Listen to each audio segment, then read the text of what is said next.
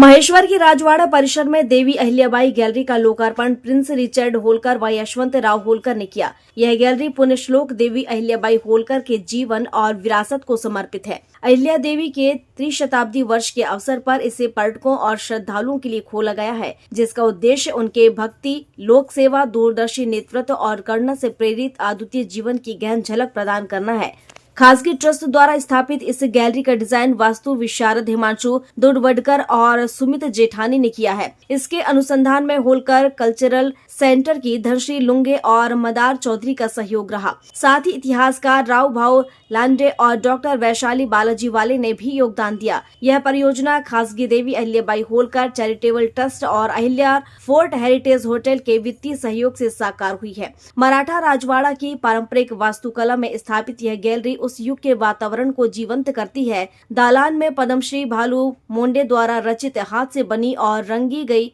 डियोरामा श्रृंखला प्रदर्शित है, जो देवी अहिल्याबाई होलकर के जीवन के प्रमुख प्रसंगों को सजीव रूप से प्रस्तुत करती है। गैलरी के एक खंड में होलकर शासकों के इतिहास, वंश और परंपरा की जानकारी मिलती है। यहाँ ऐतिहासिक शस्त्र, पालकियां, होलकर शासनकाल के सिक्के और अन्य धरोहरें प्रदर्शित की गई हैं। इन ऐतिहासिक वस्तुओं का संरक्षण पूना के रेशा ग्रंथ जीर्णोद्धारक ने किया है। दालान के सामने स्थित गांधी चौक का हाल में ही सविता राजे ने नूतनीकरण किया है। इस अवसर पर देवी अहिल्याबाई पर आधारित पुस्तिका अहिल्या स्मारिका का विमोचन किया गया और साथ ही चांदी से निर्मित स्मारक सिक्के भी लॉन्च किए गए। कार्यक्रम का शुभारंभ राजगादी पर दशहरा मिलन समारोह के साथ हुआ। प्रिंस यशवंत राव होलकर को खासगी ट्रस्ट के अध्यक्ष और होलकर कल्चरल सेंटर के संस्थापक हैं। उन्होंने कहा कि देवी अहिल्याबाई होलकर ने भक्ति, दूरदर्शिता और करुणा को एक साथ जोड़ा है। उन्होंने इच्छा व्यक्त की कि पर्यटक उनकी महान विरासत को गहराई से समझें और सराहें, क्योंकि उनका जीवन आने वाली पीढ़ियों के लिए एक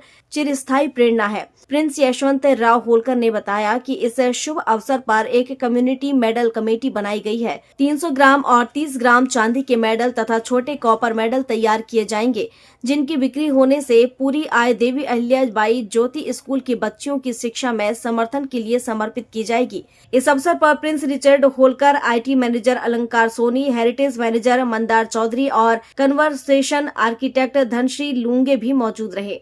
जो अहिल्या महासाप्पा जो पुस्तक का विमोचन हुआ, इसे लेकर क्या कहेंगे?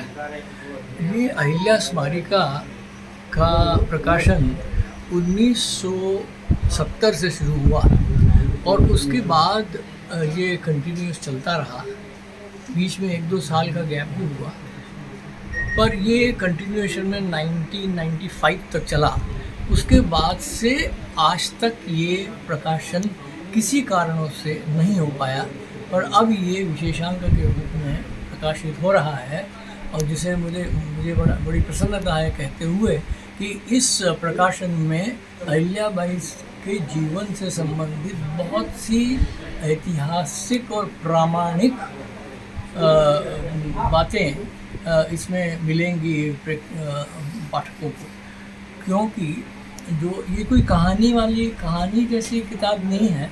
इसमें बाकायदा जो जिन्होंने लेख लिखे हैं उन्होंने इसमें रिसर्च किया है, उन्होंने इसके ओरिजिनल ग्रंथ देखे हैं और ओरिजिनल ग्रंथों के पत्र, जो पत्राचार होता था, जैसे कि महेश्वर दरबार के बातमी पत्र, होलकर शाही का इतिहास, ये सारे रेफरेंसेस और भी जहाँ जो रेफरेंसेस उनको मिलते थे पेशवा दफ्तर से, वो सारे रेफरेंसेस ले करके और इनका एक लेख लिखे हैं इसमें। तो ये कहें कि ये इसके अंदर जो कुछ भी लिखा है वो ऑथेंटिक है, ऑथेंटिक यानी प्रामाणिक है। इसमें कोई कहानी किससे नहीं है। साथ में अहिल्याबाई कालीन जो डाक व्यवस्था है वो कैसी थी, अहिल्याबाई के का शासन कैसे था, मतलब उनकी सैन्य शासन प्रणाली कैसे थी, ये इसके ऊपर ये पहली बार ऐसा लेख इसमें आया है जो कि पूरा संशोधन करके लिखा है। मतलब ऐसा नहीं कोई कहानी किस्सा जोड़ दिया, उसके बाकायदा रेफरेंसेस दिए हैं कि ये कहाँ लिखा है, कौन सा पत्र इसके बारे में मिलता है और कौन से किताब में और उसकी पत्र संख्या क्या है, ये सब सारा उसमें किया है। और जितने भी कुछ मंदिरों के जीर्णोद्धार अहिल्याबाई ने किए हैं उनके बारे में भी, जैसे कि विष्णुपद मंदिर है, जैसे कि अपने कृष्णेश्वर मंदिर है, इनके बारे में भी बताया गया है उसमें कि जो ये कैसे जीर्णोद्धार किया और उसका प्रमाण सहित बताया है। और एक मेरा भी लेख इसमें है जिसमें कि मैंने ये बताने की कोशिश की, जो कि शायद अब तक बहुत कम लोगों को मालूम है, कि अहिल्याबाई ने महेश्वर में रह के कैसे ये सारा ऑर्गेनाइज किया। ये सारी चीज़ें महेश्वर में रह के उन्होंने कैसे की। वो तो कहीं बहुत कम जगह जाती थी और अपने जो नुमाइंदे होते थे उनको भेजती थी। तो उसका मैंने देखा कि कुछ एक पत्र मेरे को मिला, उसमें ये लिखा हुआ है कि मनकर्णिका घाट जो बनाने के लिए अहिल्याबाई ने भेजा, तो उस समय 3 लोगों को भेजा। एक तो खाजगी का ऑफिसर, दूसरा ये एक पुजारी, मतलब यहाँ के पंडित जी, सारे पूजा का कार्य, क्योंकि वो बहुत धार्मिक थी तो उनको हर कार्य में, ये समझ लीजिए भूमि पूजन करना है, तो मालवी पंडित को यहाँ से महेश्वर से भेजा उन्होंने, ठीक है। और वहाँ पर फिर तीसरा व्यक्ति उन्होंने भेजा, क्लर्क, मतलब कारकुन, उसके अंदर शब्द उन्होंने यूज़ किया है कारकुन। 2 कारकुन भेजे, एक मनकर्णिका घाट भेजा और एक गया में भेजा। और उनकी ये जिम्मेदारी थी कि सारा जितना भी खर्चा हो रहा है वो पैसों का डिस्ट्रीब्यूशन करें, और साथ में हुंडी 25,000 की हुंडी दे करके मनकर्णिका घाट बनाने के लिए भेजा, और 20,000, मेरे ख्याल में 10,000 की हुंडी दे करके और सोरठी सोमनाथ का जीर्णोद्धार करने के लिए वहाँ भेजा।